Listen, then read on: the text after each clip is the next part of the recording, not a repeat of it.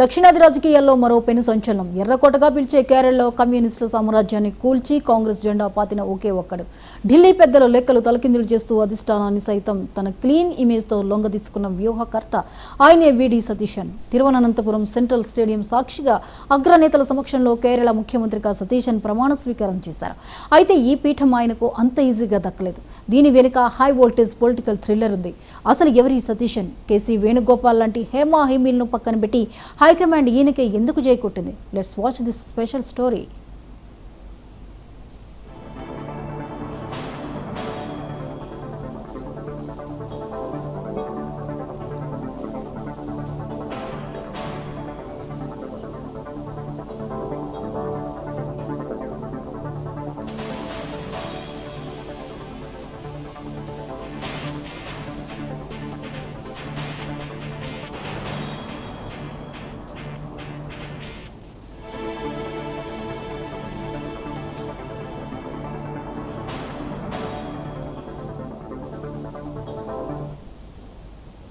ఈవేళ Thiruvananthapuram central stadium జనసంద్రమైంది. Governor Arlekar V D సతీశన్తో సీఎంగా ప్రమాణం చేయిస్తుంటే వేదికపై ఖర్గే, రాహుల్ గాంధీ, ప్రియాంక గాంధీలతో పాటు CM Revanth Reddy, deputy CM Bhatti Vikramarka హర్షధ్వానాలు చేశారు. కానీ ఈ వేడుక వెనుక నడిచిన అంతర్గత రాజకీయం సామాన్యమైంది కాదు. అపారమైన ప్రజాదరణ ఉన్నప్పటికీ కాంగ్రెస్ ఎమ్మెల్యేల్లో కేవలం 35 మంది మాత్రమే సతీశన్కు ప్రత్యక్షంగా మద్దతిచ్చారు. మెజార్టీ నేతలు ఢిల్లీలో చక్రం తిప్పి కేసీ వేణుగోపాల్ ముఖ్యమంత్రి కావాలని గట్టిగా పట్టుబట్టారు. దానికి తోడు కేరళలో అత్యంత శక్తివంతమైన నాయర్ సర్వీస్ సొసైటీ సతీశన్ నాయకత్వాన్ని తీవ్రంగా వ్యతిరేకించింది. కానీ చివరి నిమిషంలో సోనియా, రాహుల్ గాంధీ ఒకే ఒక్క ఫీడ్బ్యాక్తో సీన్ను టర్న్ చేశారు. 5 ఏళ్ల పాటు ప్రతిపక్ష నేతగా సతీశన్ చూపిన పోరాట పటిమ, ఆయనకున్న క్లీన్ ఇమేజ్ ముందు ఢిల్లీ పెద్దల లాబియింగ్ మోకరిల్లింది.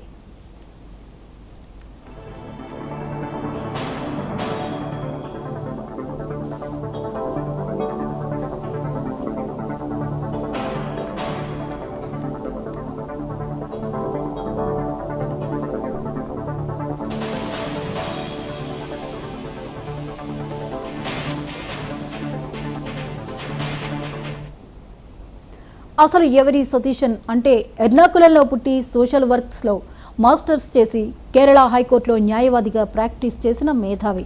విద్యార్థి నాయకుడిగా కెరీర్ ప్రారంభించి 2001లో పరవూర్ నియోజకవర్గం నుంచి తొలిసారి అసెంబ్లీలో అడుగుపెట్టారు. అప్పటి నుంచి ఇప్పటి వరకు వరుసగా 6 సార్లు అదే నియోజకవర్గం నుంచి ఓటమి ఎరుగని వీరుడిగా ప్రజల గుండెల్లో నిలిచారు. 2021లో యూడీఎఫ్ కూటమి కేవలం 41 స్థానాలకి పరిమితమైతే పార్టీ కేడర్ తీవ్ర నైరాశ్యంలో ఉన్నప్పుడు సతీశన్ ప్రతిపక్ష నేతగా బాధ్యతలు అందుకున్నారు. అక్కడి నుంచే కేరళ రాజకీయాల్లో ఒక నూతన అధ్యాయం మొదలైంది. కేవలం ప్రభుత్వాన్ని గుడ్డిగా విమర్శించడం కాకుండా పక్కా రీసెర్చ్, పక్కా గణాంకాలతో పినరయి విజయన్ ప్రభుత్వాన్ని అసెంబ్లీలో చెమటలు పట్టించారు. కమ్యూనిస్టుల 10 ఏళ్ల కోటను బద్దలు కొట్టడానికి సతీశన్ రచించిన వ్యూహమే మిషన్ 100. ఎన్నికలకు 2 ఏళ్ల ముందే బ్లూ ప్రింట్ సిద్ధం చేశారు. విద్యా, వైద్య, పారిశ్రామిక నిపుణులతో కాన్క్లేవ్లు నిర్వహించి ప్రత్యామ్నాయ పాలనా పత్రాన్ని ప్రజల ముందు పెట్టారు. తన 30 రోజుల పుతియుగ యాత్రలో కేవలం రాజకీయ విమర్శలకే పరిమితం కాకుండా కాంగ్రెస్ అధికారంలోకి వస్తే ఏం చేస్తుందో వివరించారు. వివాదాస్పద సిల్వర్ లైన్ స్పీడ్ రైల్ ప్రాజెక్టును పర్యావరణ నివేదికలతో అడ్డుకుని హీరో అయ్యారు. మతతత్వ శక్తుల మద్దతును బహిరంగంగా తిరస్కరించి కాంగ్రెస్ మార్క్ సెక్యులరిజాన్ని చాటారు. ఈ వ్యూహమే కాంగ్రెస్ సీట్లను 41 నుంచి ఏకంగా 102కు పెంచింది. ఈ చారిత్రక విజయానికి వ్యూహకర్త ఆయనే కాబట్టి ముస్లిం లీగ్ లాంటి మిత్రపక్షాలు సైతం సతీశన్ వైపే మొగ్గు చూపాయి.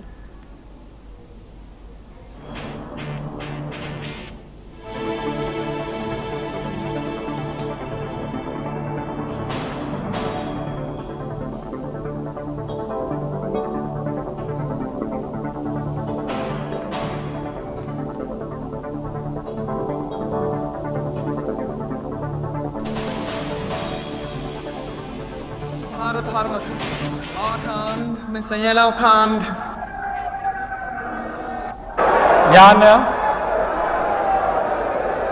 വടശ്ശേരി ദാമോദര മേനോൻ സതീശൻ എന്ന ഞാൻ നിയമം വഴി സ്ഥാപിതമായ ഭാരതത്തിൻ്റെ ഭരണഘടനയോട് നിർവ്യാജമായ വിശ്വസ്തതയും കൂറും പുലർത്തുമെന്നും ഞാൻ ഭാരതത്തിൻ്റെ പരമാധികാരവും അഖണ്ഡതയും നിലനിർത്തുമെന്നും ഞാൻ കേരള സംസ്ഥാനത്തെ മുഖ്യമന്ത്രി എന്ന നിലയിലുള്ള എൻ്റെ കർത്തവ്യങ്ങൾ വിശ്വസ്തയോടും മനസാക്ഷിയെ മുൻനിർത്തിയും നിർവഹിക്കുമെന്നും ഭരണഘടനയും നിയമവും അനുസരിച്ച് ഭീതിയോ പക്ഷപാതമോ പ്രീതിയോ വിദ്വേഷമോ കൂടാതെ എല്ലാ തരത്തിലുള്ള ജനങ്ങൾക്കും നീതി ചെയ്യുമെന്നും ദൈവത്തിൻ്റെ നാമത്തിൽ സത്യം ചെയ്യുന്നു.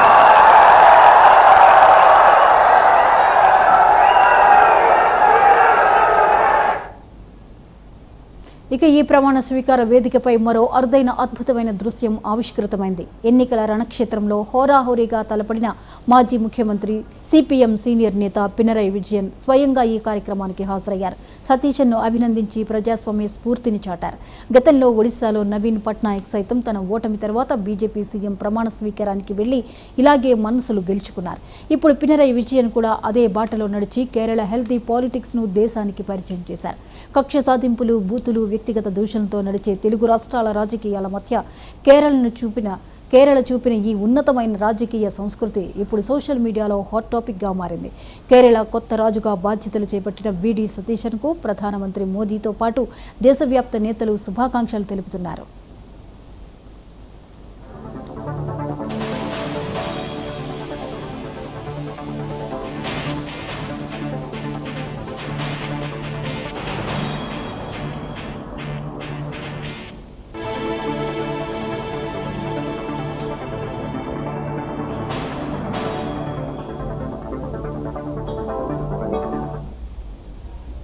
చూసారుగా, రాజకీయం అంటే కేవలం కుర్చీలాట కాదు, ప్రజా విశ్వాసాన్ని గెలిచే ఒక నిరంతర యుద్ధమని నిరూపించారు విడి సతీశన్.